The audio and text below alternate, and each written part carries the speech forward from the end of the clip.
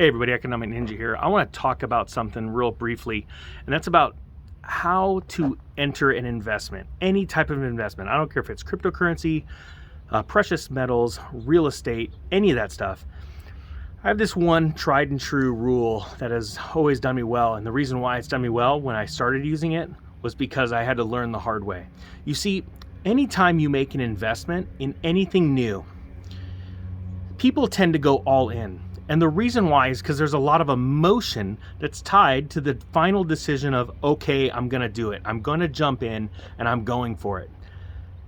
The problem is, at the same time that you're finally convinced of an investment, usually, by and large, there's a lot of other people that are feeling the exact same way. And the reason why is because anything that you're looking at investing in, you've been watching it appreciate in value. The problem is, usually, when you buy something, it seems to go down right away. And what I like to teach people to do is start to take a little bit of a nibble into the investment. Out of literally 100 different investments in the last 20, 25 years, I've only had a few, and I'm not joking, like 3 investments that took off like a rocket ship the day after I invested. That means 97 times out of that 100, I bought something, and within the near term, the next day or within the next week, there was a dip, or a really big dip, let's say. And the thing is that what taking a little nibble does is it does 2 things. It limits your exposure, right? In case what I'm talking about is right and it starts to tank.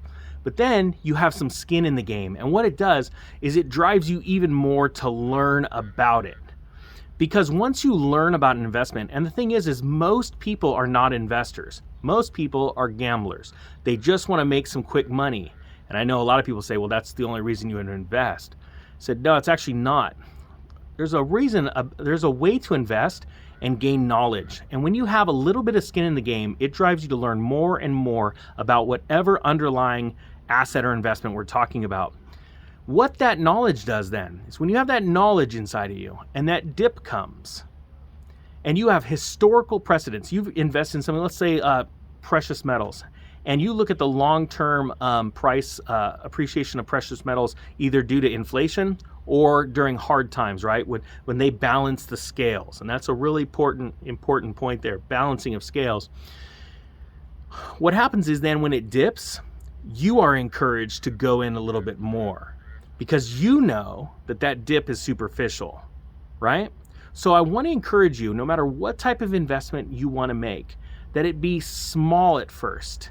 And then you slowly increase your position. That is what professional investors do. They never, we're talking about millionaire and billionaire investors, they never go all out and just grab it all. Hey, I got, $1 million in my pocket, I'm buying $1 million worth of that stock today.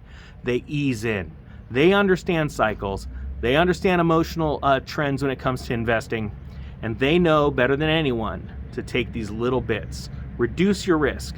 Because you may get one investment that takes off like a rocket ship tomorrow, and then you take all that money and you put it into another investment, the same as you did the last time, and it completely drops in value and you're right back to square one. Okay guys, I hope you got something out of this. If you did, please hit the like button and the subscribe. I thank you so much to all of my regular followers. You guys are awesome. You're the best subscribers on YouTube. With that being said, the Economic Ninja is out.